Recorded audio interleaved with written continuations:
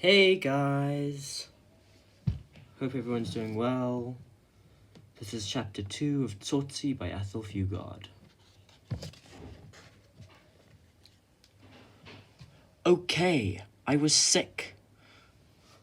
What's that prove? Tell me, what's that prove? Butcher laughed. Yeah, sick man, like a dog. Sick like a dog. So, what's it prove? Boston spoke with vehemence, raising his voice above the laughter. He was losing his control. Spit bubbles had formed in the cracks at the side of his mouth. He repeated his question, and then the fifth person in the room, a woman seemingly asleep on a chair in the corner, looked up. They were drinking at Sookie's place. There were many places to drink in the township, and their number and location was never quite constant from day to day, because the police were busy most nights, and every day somebody new would get a bottle and set up shop. The choice was big. You could drink with the men, or you could drink with the girls. You could drink alone, if it was that sort of day and that sort of world. You could sit down on a chair in a corner and drag out the one tot to last all night, and no one would give a damn one way or another why your mum was dead or your woman gone. You could drink with a picture on the wall or no picture at all. You could drink comfortable in a club easy or sitting on a wooden bench. You could even drink standing up in a backyard. Sookie's place had a table with chairs around it, and a few more along the walls, which were bare. There was a piece of linoleum on the floor, but it counted for nothing because the floorboards were rotten.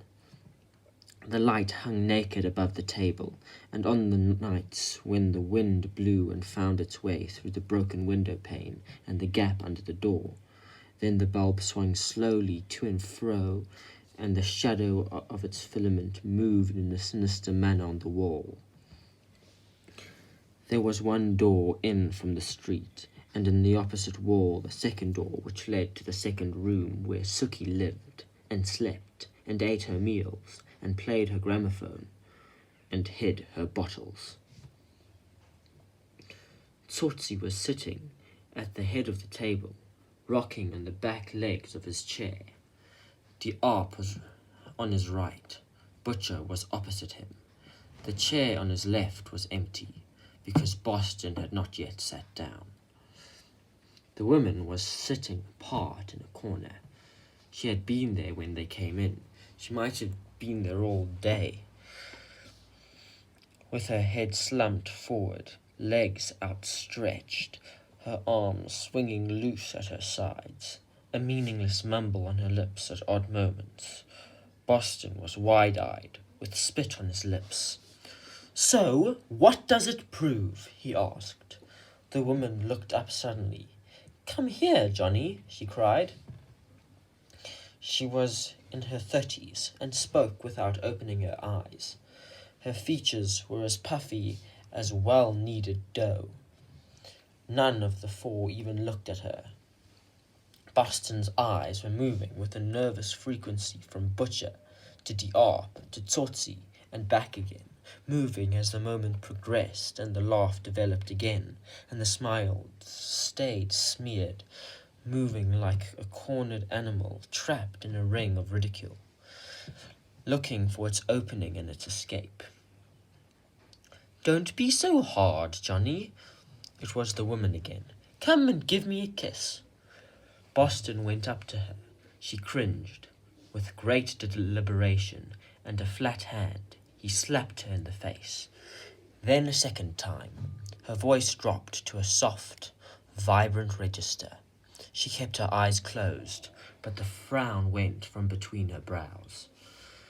Darling, come again, Johnny." Butcher laughed. "Not too much, hey? Your maag can't take it." The ARP joined Butcher in laughter. "Dis goed, Butcher, boy. Dis goed." Boston gave up the struggle.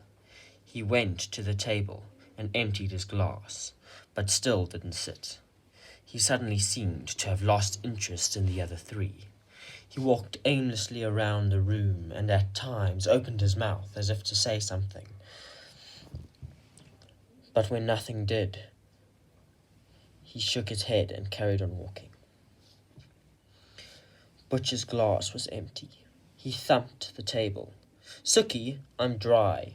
You're slow tonight." "Sookie!" She answered from her room. He twitched his shoulders. He was beginning to look at the woman in the corner, staring at her intently for seconds, then turning back to the table and fiddling with his glass, his hands noticeably more nervous after he had looked back at the woman in the corner for the third time. "Sookie, I'm coming, for God's sake." Tsotsi rocked gently on his chair. He saw it all.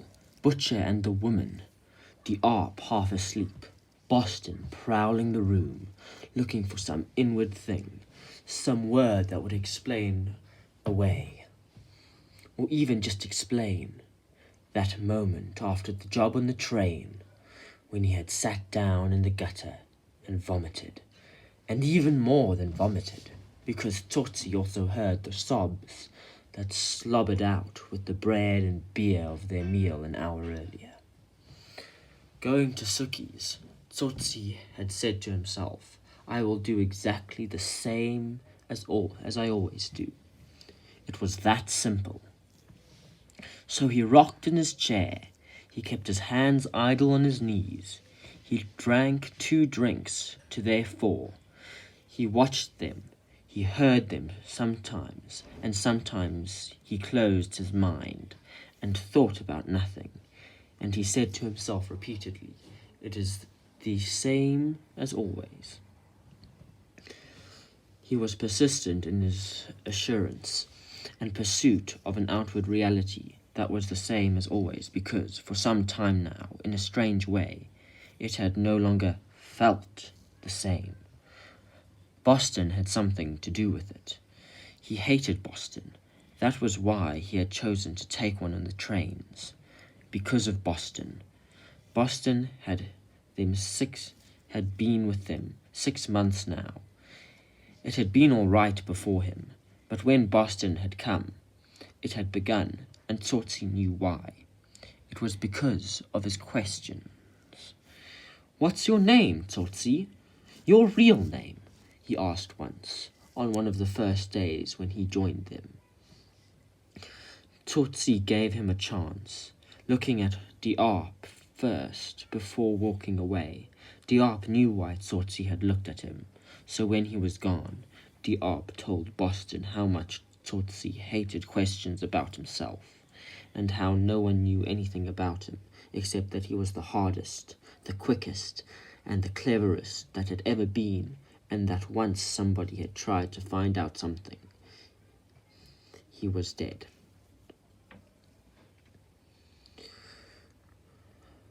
So Boston stopped asking questions, while he was sober, that is. He drank a lot, especially after jobs, and even then, at first, he didn't actually ask them. But they were there, and Tsotsi could see them, behind the blinking eyes that needed glasses, eyes that struggled hard to focus on him, and studied him until a little too much had been drunk, and they turned away, or inwards, or closed for sleep. His mistake was that he had let this continue. A bigger mistake was to start playing the game with Boston, which he did when he began choosing jobs. Because of the other man, the ones Boston couldn't do, or hated, or made him sick, because when Tsotsi did this, and Boston saw it, and made Tsotsi realize that he saw it, then Boston ventured tentatively from the silence to the spoken word.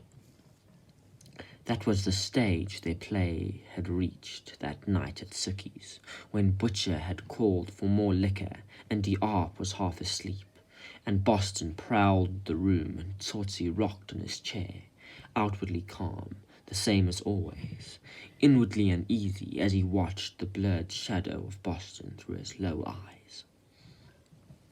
Sookie brought a bottle to the table.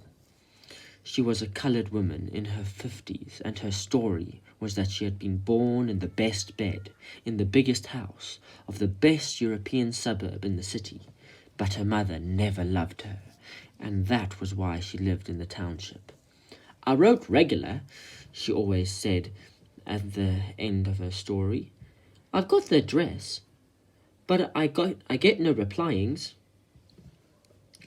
"What do you write, Sookie?" they asked her. "My birthday. Me want to know me birthday." And so Sookie was at the table with a bottle, collecting her money before pouring a tot into each of the 4 glasses. She hesitated a moment, and then found something to say. "Remember, this is a clean place." On her way back, she stopped at the woman in the corner. "Rosie, Rose," she said. "You must go home, man." The woman opened her eyes. "Sookie, my friend, my only friend." "No, man," Sookie cut in. "You must go, nothing more." Rosie started crying, so Sookie left her and went into her room. Boston, who up to then had not stopped his aimless drift around the room, came to the table end, resting his 2 hands on it, hissed out the word, "Decency." "What's that?" It was Butcher speaking, a spasmodic, twitching Butcher who had been staring at the woman for a long time. He turned to Boston with impatience. He had no time left for him. "That's why I got sick." "You was as sick as a dog, man." "Decency. What the hell is that?" "Everything you are not." "Shit." "Ya, shit," echoed Diab, who had stirred out of his half-sleep for the drink in his glass. But Boston was no longer interested in them. Free at last of their ridicule, the very real meaning of his nausea, his collapse as Tsotsi had anticipated after a simple Friday night job, a big bastard who smiled too much, now no more. This meaning and his feelings, feeling no longer the need for defense, possessed him, and pushed him down into the seat beside Tsotsi, at whom he was looking. "You know the word, Tsotsi." "What word?" "Decency." Tsotsi opened his eyes wide and looked back at Boston. It was a red-eyed Boston, a wet-lipped, very serious Boston with his chin weighed down by his breath so that you could see his pink gums between his teeth, and behind that his pink tongue. That makes his words, Tsotsi thought, and a second later he wants to hurt me. Books and words. I wipe my backside with books and words. "Don't know it, man," he said aloud. "You wouldn't. So tell me, man. Tell a man that word." "Decency." "Yeah, that's the word, man." "It's why I was sick, Tsotsi." "What's it? Sickness?" "Yeah, that's it." And Boston closed his eyes tight and sort of laughed with a mirthless glee. "I had a little bit of it, so I was sick, and that big bastard had a lot, so he's dead. Man, he was dead. Go and see a doctor, Boston." "Sookie," it was Butcher, who had emptied his glass with one swallow.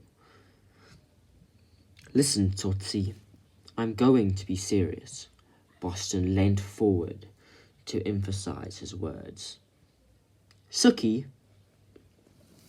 we've never had a good talk, Tsotsi." "Go to hell, man. No, listen. You talk too much, man. Sookie! For Christ's sake, man, butcher, go fetch it yourself. I'm trying to talk serious.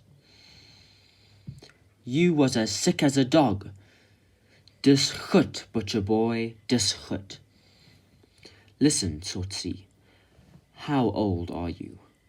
And here there was a pause and dangerous lights in Tsotsi's eyes, so he looked away from Boston, first up to the ceiling as if he were seeing it for the first time, then to the wall opposite and the woman in the corner, travelling irrationally from thing to thing, until by accident he found Boston's face in front of him again.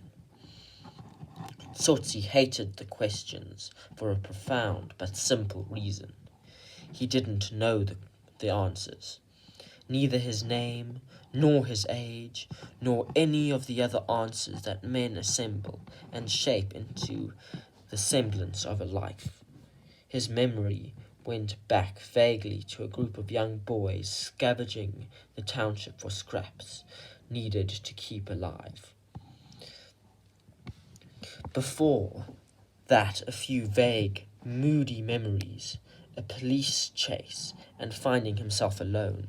Tsotsi didn't know because he had never been told, and if he had once known, he no longer remembered, and his not knowing himself had a deeper meaning than his name and his age. His own eyes in front of a mirror had not been able to put together the meaning. His own features in his own eyes had been as meaningless as a handful of stones picked up at random in the street outside his room. He allowed himself no thought of himself. He remembered no yesterdays, and tomorrow existed only when it was the present, living moment. He was as old as that moment, and his name was the name, in a way, of all men. He looked at Boston, and Boston looked at him, and Tsotsi felt a palpable movement in his stomach and a lightness in his heart. "What's it to you, Boston?"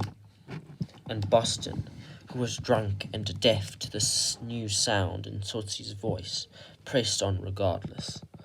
"I'm older than you, Tsotsi. Yeah, man, older by a good few years."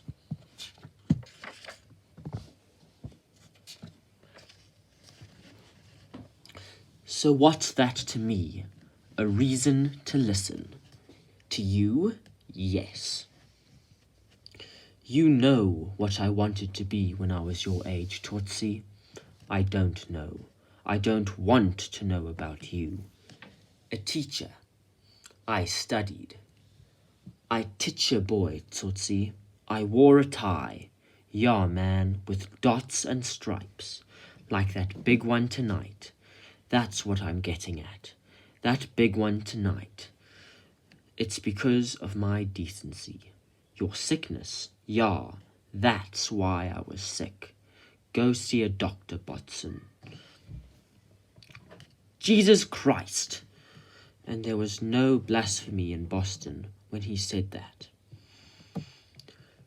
But Sookie was back with a bottle again, and filled their glasses, and also passed Butcher a cigarette, so that just in time the acrid smoke of the dacha filled the room, and Boston's wet eyes went unnoticed.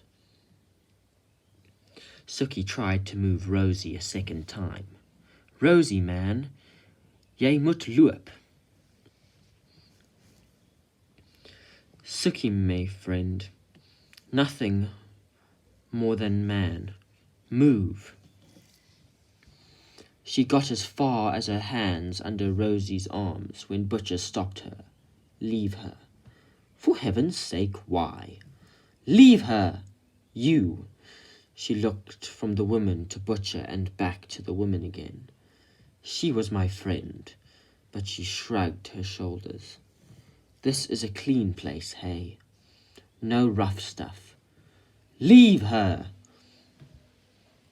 Sookie went back into her room. leaving the 4 at the table and the woman alone in the corner. Tsotsi rocked gently on his chair. Boston asked no more questions, brooding into his glass while the Zol passed between Butcher and the Arp. They took sharp, deep drags, smoking with a quiet intensity until their pupils had shrunk to pinpoints, giving their eyes a visionary quality, as if focused on some eventuality remote from the world they found themselves in. When the last cigarette was finished, and his heart was so light it seemed to lie in his mouth, and the nerves in his groin were tight and his legs watery with desire, then Butcher stood up and went to the woman in the corner.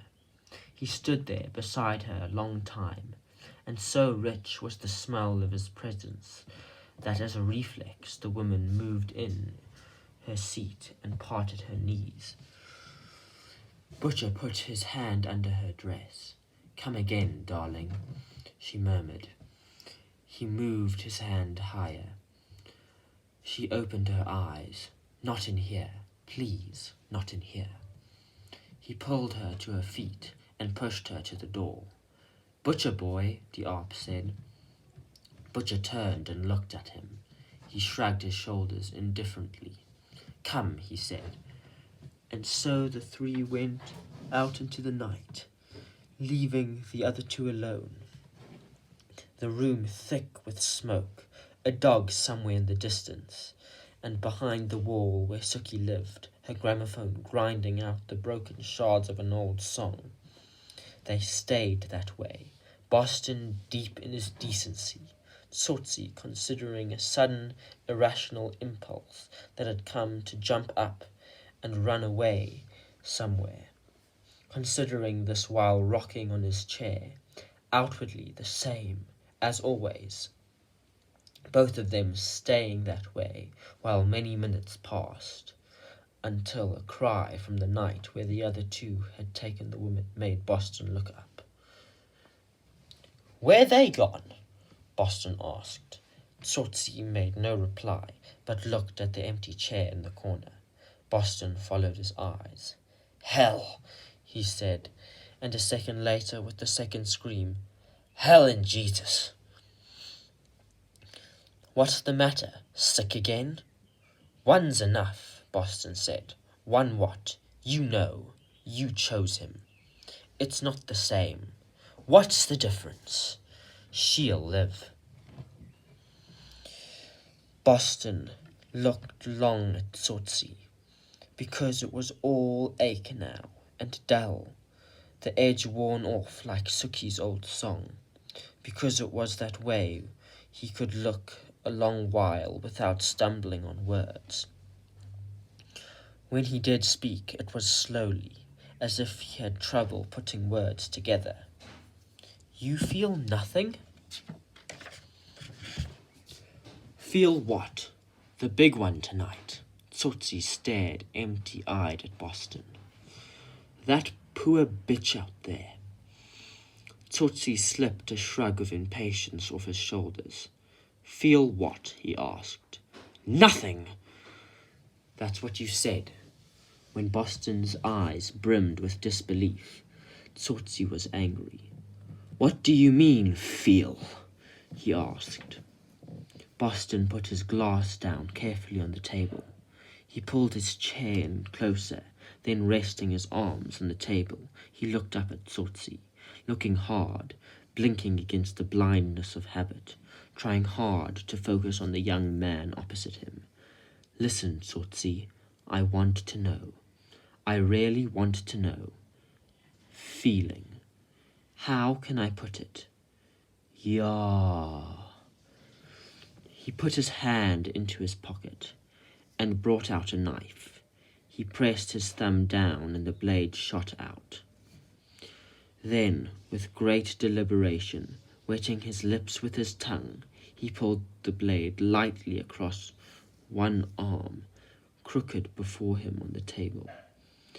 It wasn't a deep cut within a few seconds. It began to sweat out its pain in drops of blood. Boston smiled at it, and then at Tsotsi. "I feel that," he said. "So do I." Tsotsi had stopped rocking on his chair. He watched Boston coldly. "Yeah. Now this is it, Tsotsi. There is something inside me that is like that." And he pointed at the cut in his arm. "When we dropped that big one tonight, it was like that inside me. I bled, man. I'm telling you, I bled. Decency. Call it what you like. You called it that. Yeah, I did. That's true. But listen, Tsotsi. We're on to something bigger now. Bigger, man. Tsotsi, answer me this. Does that happen to you? Does anything, anywhere, do that to you?" Tsotsi didn't answer. He didn't even consider the question. What he knew was that he started hating Boston the way he had never hated him before, and that with the passing of a little time and some sound of Sookie's old song, the hate was deeper and stronger than he had ever known. It was a cold hate, utterly merciless, and because he knew he was going to do something about it, right then and there, he could meet Boston's eyes without flinching. Boston had gone further than he had ever ventured before. It wasn't just a name, or his age, or where he came from. Now it was inside, right inside Tsotsi, that he was carrying the light of his eyes, and that was a world in which no one, not even Tsotsi himself, had ventured. "A woman, Tsotsi." Boston was speaking again. He had waited a long time. "Maybe you had a woman. Yeah, that's right. And when she let you down, or she left you, it hurt inside. Hey?" He waited for a longer time. "Not one." Tsotsi put his thumb and forefinger to... Boston put his thumb and forefinger to his eyes. They were hurting. There was sweat on his upper lip, and he wiped away. "Your folks, Tsotsi. Your mother, or your father. Sister? Jesus, what about a dog?" There was nothing left after that, so he was silent. He didn't move for a long time, and Tsotsi sighed once and then looked down at his hands. They stayed that way until the street cried, then laughter, and Sookie started her song again, at the beginning, staying like that.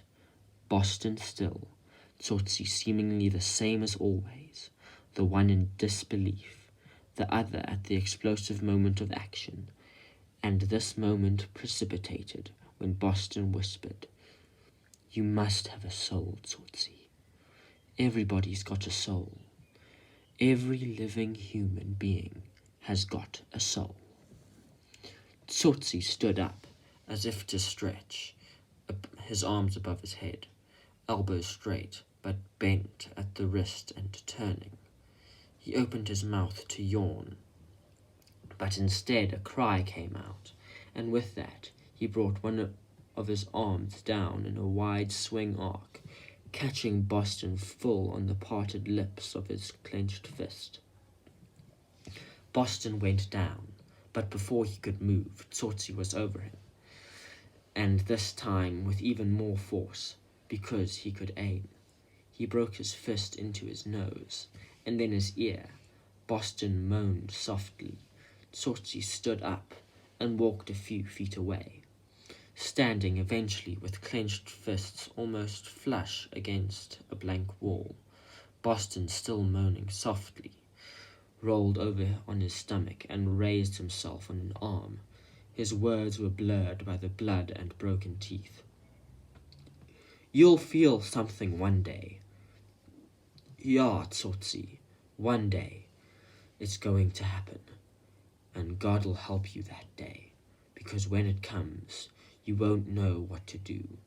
You won't know what to do with that feeling. Tsotsi spun around, and a few quick steps was beside Boston again. With a kick at Boston's elbow, he sent him sprawling.